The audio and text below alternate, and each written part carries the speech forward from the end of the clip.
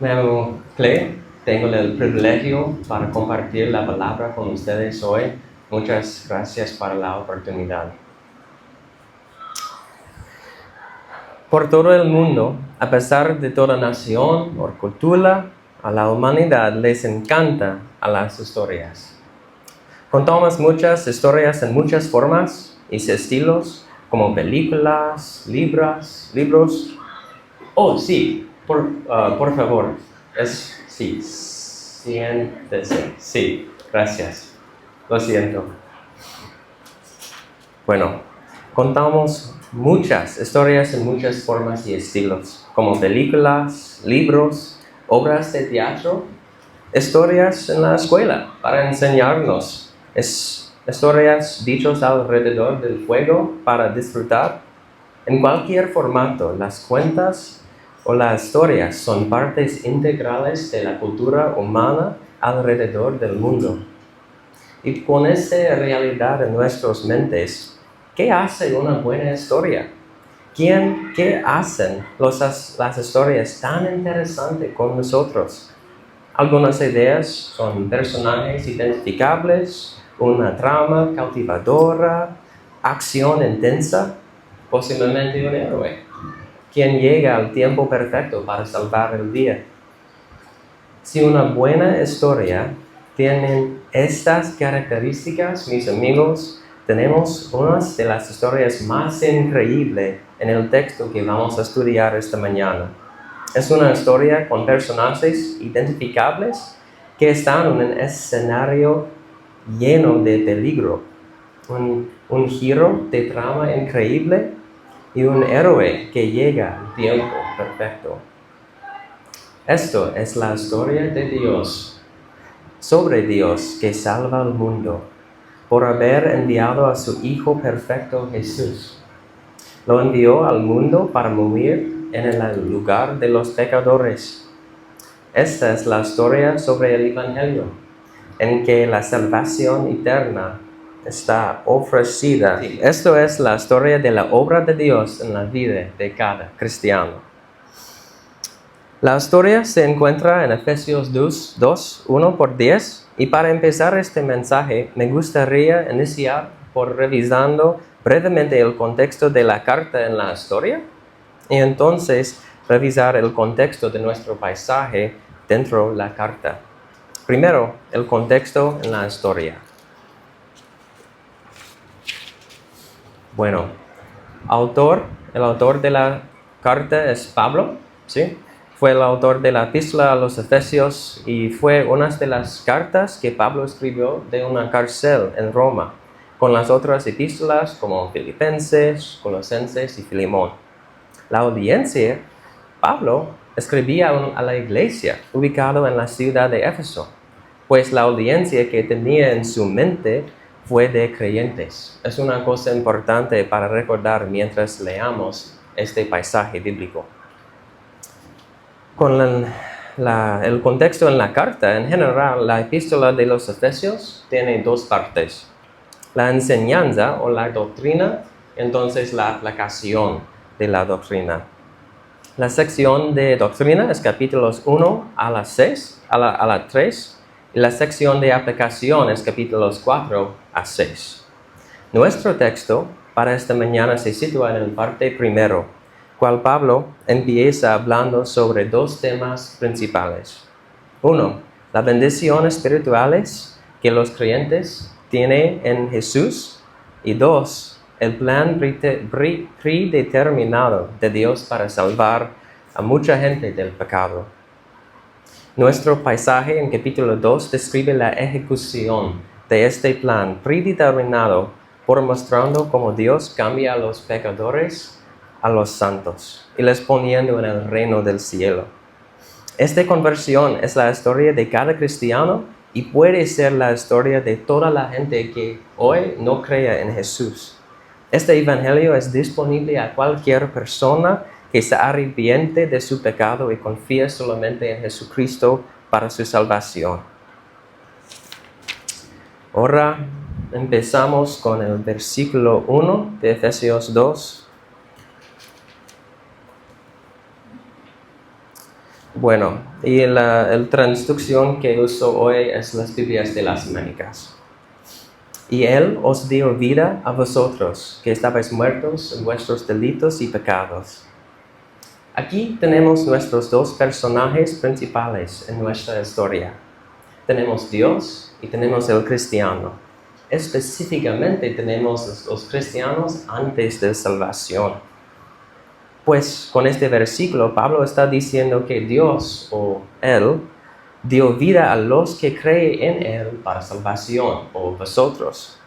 Este tiene dos implicaciones importantes. Uno, que Dios es el donante de vida y Dios, que el hombre aparte de Dios está muerto en delitos y pecados. Pues, ¿quién es este Dios que da vida? ¿Y quién es este hombre que está muerto aparte de Dios? Es absolutamente importante que tenemos un entendimiento bíblico de estos dos personajes, porque este entendimiento es la fundación del Evangelio. Vamos a empezar con Dios. ¿Cómo la Biblia describe a Dios? Pues hay muchas descripciones o atributos sobre Dios en la Biblia. Algunos ejemplos son como criador, Él es perfecto, grande, digno de ser alabado. Él es amor, todopoderoso, fiel y hay muchos más. Pero en el contexto de nuestra historia hoy, hay dos atributos que debo enfatizar: la santidad de Dios y la justicia de Dios. La santidad de Dios significa que Dios es totalmente distinto del resto de la creación y es absolutamente puro. Un autor define la santidad como esto: la santidad de Dios se refiere a la majestuosidad sin igual de su incomparable ser y a su pureza moral, intachable, impecable y sin mancha. También Isaías 6, 1-3, es uno de mis lugares favoritos que describe la santidad de Dios tan claramente. Voy a leer en Isaías 6, 1-3. En el año de la muerte del rey Uzias, vi yo al Señor sentado sobre un trono alto y sublime, y la orla de su manto llenaba el templo. Por encima de él había serafines, cada uno tenía 6 alas. Con 2 cubrían sus rostros, con 2 cubrían sus pies, y con 2 volaban. Y uno al otro daba voces, diciendo: Santo, Santo, Santo es el Señor de los ejércitos, llena está toda la tierra de su gloria. El Señor es glorioso, increíble y absolutamente puro. Pues, ¿por qué es la santidad importante considerar para nosotros hoy? Porque Dios es tan puro, tan limpio, que somos completamente culpables y pecaminosos antes de Él. Para ver esto para sí mismos, por favor, escucha la respuesta de Isaías, quien es un profeta de Dios cuando vio la gloria y la santidad de Dios. La respuesta es en Isaías 6, capítulo 6, versículo 5. Entonces dije: ay de mí, porque perdido estoy, pues soy hombre de labios inmundos, y en medio de un pueblo de labios inmundos habito, porque han visto mis ojos al Rey, el Señor de los ejércitos. Mis amigos, este es un profeta de Dios, y la respuesta de él es uno de ruina y destrucción. La palabra para perdido en este versículo significa cesar, hacer cesar, cortar o destruir. Esto es la razón por qué la santidad de Dios nos presenta con un problema como pecadores. Dios es puro y no somos puros. Esto es la primera característica de Dios que es tan importante para entender. Y el segundo es la justicia de Dios. Dios es perfectamente y completamente justo. Como resultado, Él debe castigar a cada pecado o infracción de su ley. Salmo 89, 14 dice: la justicia y el derecho son el fundamento de tu trono, y la misericordia y la verdad van delante a ti. La justicia perfecta de Dios es un parte de la fundación de su trono, cual significa que cada pecado debe ser castigado para Dios continúa a ser Dios. Si Dios no castiga el pecado, Él se hace mentiroso y hipócrita. Este nos presenta con un problema por razones claras. Todos nosotros hemos pecado, como Romanos 3:23 dice. Por cuanto todos pecaron y no alcanzan la gloria de Dios. ¿No hace una diferencia si el pecado es una mentira pequeña o la inmoralidad? Aún solamente uno pecado es suficiente recibir el castigo justo de muerte. Romanos 6:23 dice, porque la paga del pecado es muerte. Pues en la discusión de la primera mitad de Efesios 2:1, aprendimos que Dios es santo y justo, y aprendimos por qué estas cosas nos presentan como un problema como pecadores. También es importante entender lo que la Biblia dice sobre Dios y también el hombre, el personaje segundo de nuestra historia. ¿Cómo la Biblia describe el hombre? Bueno, como nuestro texto dice en Efesios 2:1, el hombre está muerto en los delitos y pecados. ¿Qué significa esta palabra pecado? Pecar es desobedecer a Dios. Es muy simple. 1 Juan 3:4 define el pecado en esta manera por diciendo, para todo el que practica el pecado, practica también la infracción de la ley, pues el pecado es infracción de la ley. Esto es la condición de toda la humanidad, un muerto espiritual. La muerte significa una ausencia de relación con los vivos. El que está muerto espiritualmente no tiene ninguna relación con Dios. Otra manera como decir esto es que el pecado nos ha separado de Dios. Isaías 59:2 dice, pero vuestras iniquidades han hecho separación de Dios entre vosotros y vuestro Dios, y vuestros pecados le han hecho esconder su rostro de vosotros, para no escucharos. Bueno, con este entendimiento de nuestros dos personajes de la historia, el texto en Efesios 2:2 nos ofrece más detalles sobre este estado de hombre en versículo 2, en los cuales anduvisteis en otro tiempo, según la corriente de este mundo, conforme al príncipe de la potestad del aire, el espíritu que ahora obra en los hijos de desobediencia. De este versículo aprendimos que pecando es un patrón de vida para toda la humanidad. Pablo lo expresa esta realidad usando la palabra anduvisteis. En el Nuevo Testamento, andar es usado para comunicar un patrón regular de la vida. Pues, escribiendo a los cristianos en Efesio, Pablo está recordándoles que antes de conocer a Cristo, los delitos y pecados son una parte integral y normal de la vida.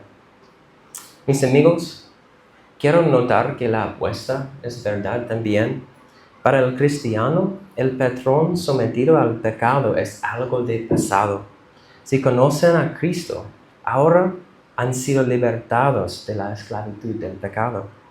Romanos 6:7 dice, sabiendo esto, que nuestro viejo hombre fue crucificado con él, para que nuestro cuerpo de pecado fuera destruido, a fin de que ya no seamos esclavos del pecado, porque el que ha muerto ha sido libertado del pecado. Si conoce a Cristo, una transformación ha pasado. Somos nuevas criaturas y como resultado, mi vida después de poniendo mi fe en Jesús debe ser diferente de mi vida antes de poniendo mi fe en Jesús. Una pregunta para aplicación, para que pensamos esta mañana es, ¿estamos obedeciendo a Cristo en este área de vida? ¿Hay pecados en mi vida que amo más que Cristo y no quiero confesar? Bueno, en nuestro versículo 2, Pablo nos ofrece 3 descripciones más de la vida del pecado. Uno es para la persona que no conoce a Cristo, esta persona sigue la corriente del mundo. La corriente de este mundo significa las maneras, los patrones y los estilos de vida de este mundo. Por ejemplo, inmoralidad, impureza, sensualidad, o poniendo la esperanza en las cosas de este mundo y no de Jesús. Todos de estos son ejemplos de la corriente de este mundo. Segunda observación en el versículo es que esta persona conforme al príncipe de la potestad del aire. Pablo está diciendo que la persona que no sigue a Dios sigue a Satanás o al diablo. La Biblia solamente nos presenta con estas 2 opciones. Esto en realidad no significa que un incrédulo sería la peor persona en el mundo, pero significa que esta persona está en la peor situación como es posible, porque está desobedeciendo a Dios y siendo engañado por Satanás. Es como el apóstol Juan dice en 1 Juan 5, 19, sabemos que somos de Dios y todo el mundo así bajo el poder del maligno. Y finalmente, la tercera observación o descripción es que hay un espíritu operando en el mundo que le influye. Esta parte es un poco más difícil para entender, pero un espíritu en este contexto es un ambiente o fuerza que fue creada y está alimentada por Satanás. Este ambiente del diablo nos influye a tener valores, actitudes y acciones impuras. El efecto de este ambiente es similar a la manera en que el ambiente de un partido de fútbol, por ejemplo, nos influye a aplaudir y gritar y comportarse en maneras únicas en el estadio. Similarmente, este espíritu está trabajando en el mundo para guiar a la gente hacia la pecaminosidad. Y Pablo continúa a ofrecer más detalles de la condición desesperanzada del hombre en el próximo versículo 3. Entre los cuales también todos nosotros en otro tiempo vivíamos en las pasiones de nuestra carne, satisfaciendo los deseos de la carne y de la mente, y éramos por naturaleza hijos de ira, lo mismo que los demás.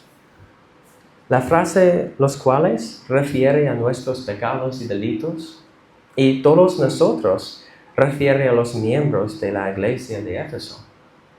Pues Pablo está recordando a los cristianos que antes de salvación, toda la humanidad está en la misma condición, viviendo para satisfacer nuestros deseos de la carne y de la mente. No éramos como cristianos diferentes a todos los demás. En este contexto, la carne refiere a los miembros del cuerpo y también a la naturaleza pecaminosa que están presentes en cada persona desde el nacimiento.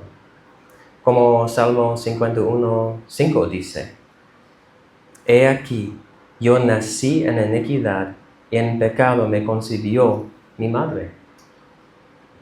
La frase próxima en el versículo de la mente sugiere que aún los procesos del pensamiento son corrompidos por el pecado. Nuestra corrupción por causa del pecado es exhaustivo y completo. Y estas cosas nos hacen hijos de la ira de Dios.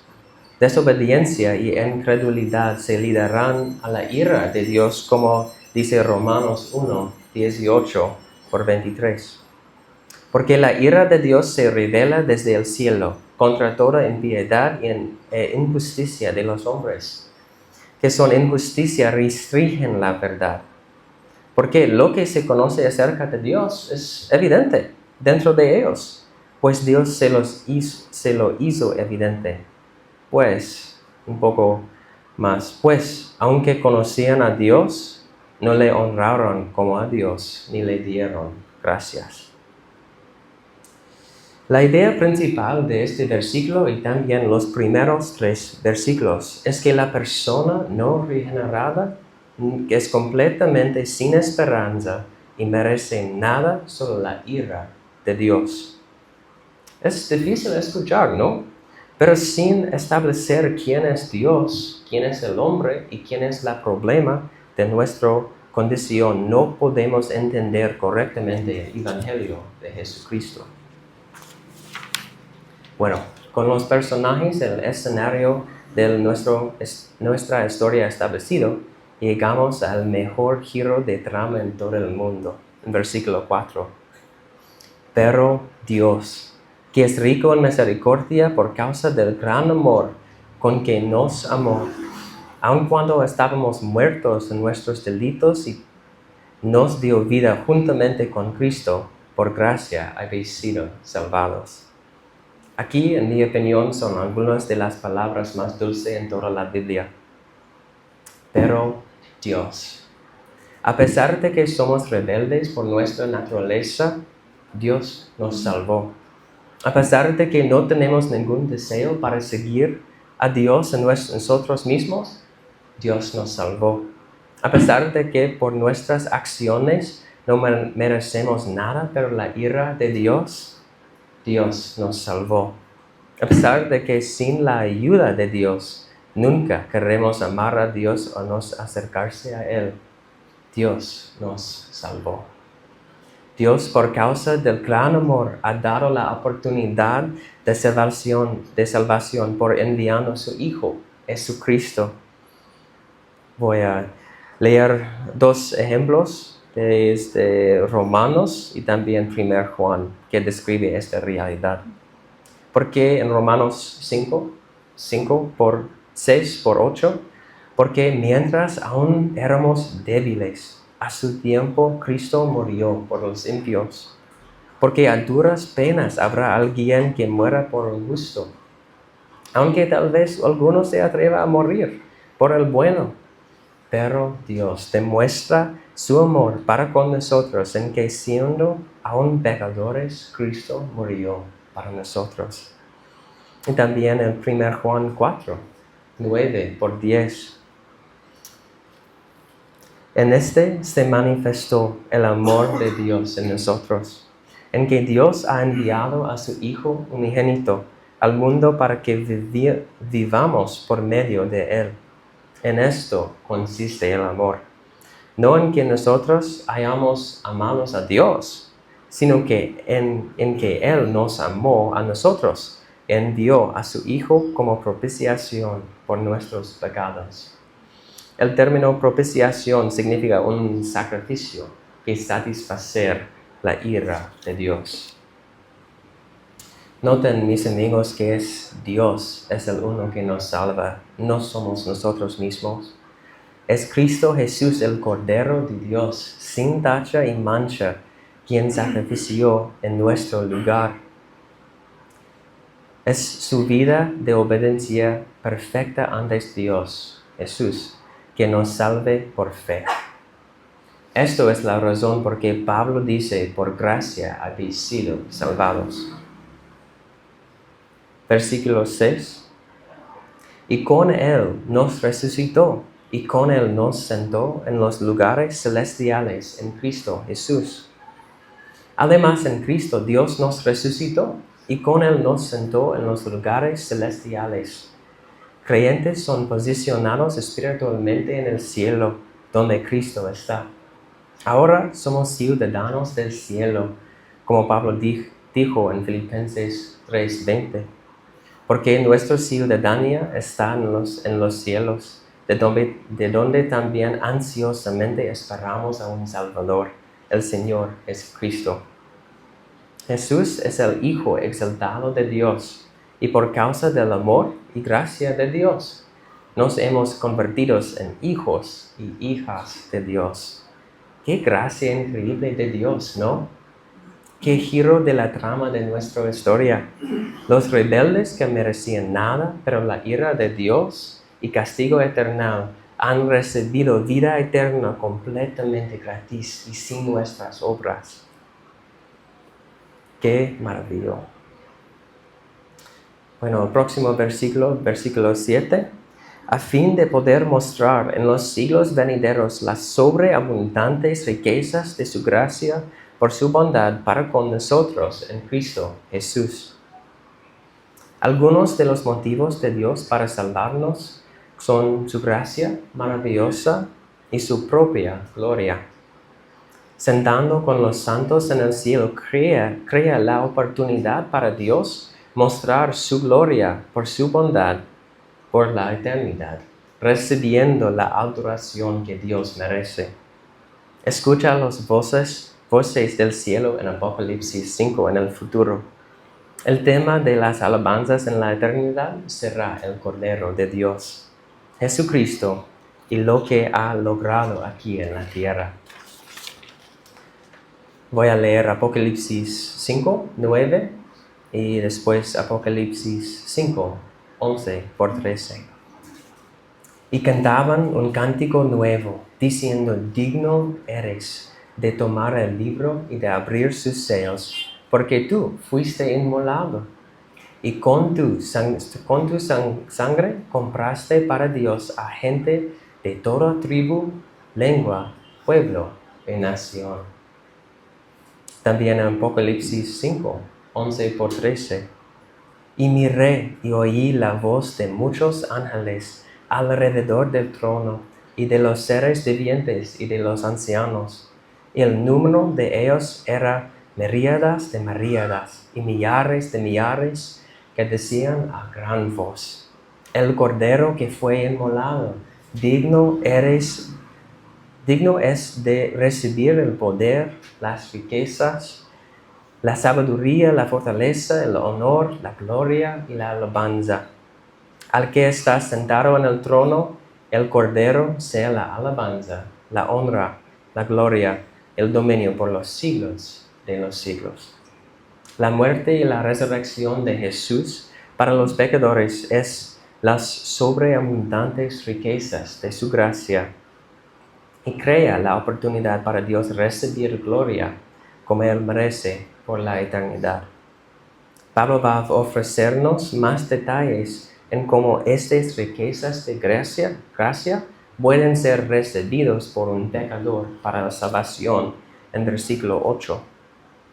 ¿Por qué? Porque por gracia habéis sido salvados por medio de la fe. Y esto no de vosotros, sino que es don de Dios, no por obras, para que nadie se gloríe. Otra vez, Pablo está describiendo cómo podemos ser salvados y cómo un pecador puede ser reconciliado con Dios. Esto es por la frase por medio de la fe. No somos reconciliados por obras espirituales, como orando cada día, dando a los pobres, asistiendo a la iglesia cada domingo.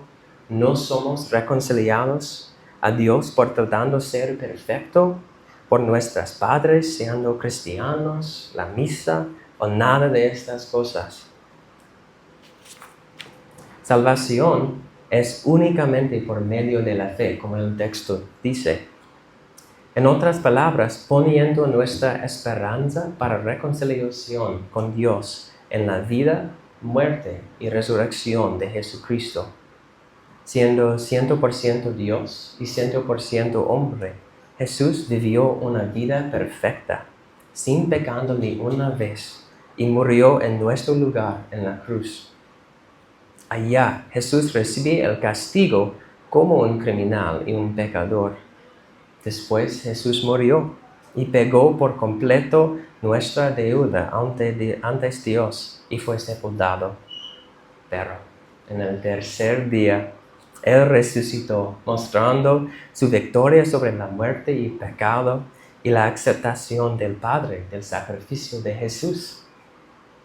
Escuchen a cómo el profeta Isaías describe este intercambio increíble. Voy a leer de Isaías 53, versículos 4 a 6. Ciertamente, Él llevó nuestras enfermedades y cargó con nuestros dolores. Con todo nosotros le tuvimos por azotado, por herido de Dios y afligido. Mas Él fue herido por nuestras transgresiones, molido por nuestras iniquidades. El castigo por nuestra paz cayó sobre Él, y por sus heridas hemos sido sanados. Todos nosotros nos descarriamos como ovejas, nos apartamos cada cual por su camino, pero el Señor hizo que cayera sobre Él la iniquidad de todos nosotros. Y para estar seguro que la audiencia de Pablo y también de nosotros hoy no puede tomar ninguna gloria para sí mismos con la salvación, él dice en nuestro versículo 8, esto no de vosotros, sino que es don de Dios, no por obras para que nadie se gloríe. La salvación desde el principio al fin es totalmente una obra de Dios. Por lo tanto, no podemos tomar ninguna gloria para nosotros mismos y para nuestra salvación. Ahora, con salvación claramente explicado, Pablo describe lo que la vida cristiana debería verse después de la salvación en versículo 10. Porque somos hechura suya, creados en Cristo Jesús para hacer buenas obras, las cuales Dios preparó de antemano para que anduviéramos en ellas. La palabra hechura significa una obra de arte o una obra maestra, pues creyentes son la hechura de Dios, porque, como dije antes, salvación es la obra de Dios, desde el principio al fin. Si podemos ganar nuestra propia salvación por nuestras obras, seríamos hechura nuestra y no de Dios. Noten también que la historia para cristianos no termina con la salvación. Cuando alguien cree en Jesús, su vida es completamente transformada. Y una de las maneras en cuales la vida es transformada es que por medio de lo que hacemos. Porque, dice el versículo, somos creados en Cristo Jesús para hacer buenas obras. No somos salvados por nuestras obras, pero hacer buenas obras como resultado de nuestra salvación. Me gusta esta cita sobre el efecto que la salvación tiene en la vida de un cristiano. Es bíblicamente inconsistente decir que alguien se ha salvado, pero no ha cambiado. Muchas personas experimentan las emociones externas de dar su vida a Cristo, pero no hay ningún cambio en el estilo de vida. Eso no es una salvación real, sino una fe muerta, como Santiago 2, 26 dice. Cuando entras en un cuarto oscuro y enciendes la luz, esperas que el cuarto se ilumine. Si no aparece ninguna luz, se asume correctamente que algo está mal. Cuando un corazón oscuro recibe la luz de la salvación, se ilumina. Las prioridades cambian, los deseos cambian, las perspectivas cambian. Si la oscuridad del pecado continúa, podemos asumir con toda razón que no encendió ninguna luz en su corazón.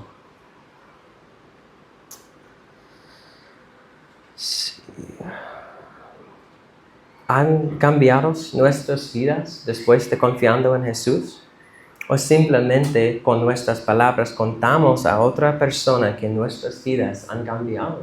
Pienso que es una buena pregunta para considerar esta mañana. Bueno, para cerrar, mis amigos, me permiten compartir algunas aplicaciones de esta historia. 1. Si conoces a Cristo y ha confiado en Jesús para su salvación, maraville en el evangelio de su salvación. Alabe a Dios por lo que hizo en su vida para la salvación.